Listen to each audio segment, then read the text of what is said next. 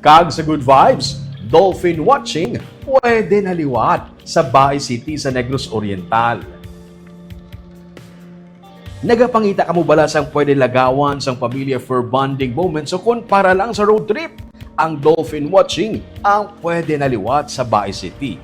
Ini ang base sa executive order nga ginpagawa ni Mayor Luigi Marcel Goni sa nagligad nga semana. Nakabase sa resulta sa ginhimo nga assessment sang BFAR nga ang fish samples nga nakuha gikan sa baybayon nga naapektuhan sang wastewater spill sang URC sa Bais City kag Manhuyod ang nakapasar sa evaluation nga ginpatigayon. Magluwas nga pwede na makapangisda kay safe na ini kanon, pwede naman liwat ang Dolphin Watching.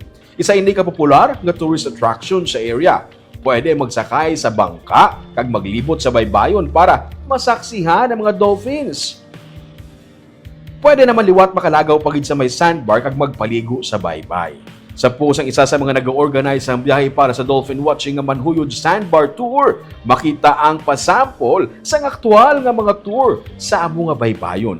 Suwak ini nga kaladtuan sa ang pamilya, pati na sa barkada, subo nga malawig ang bakasyon kay holiday season.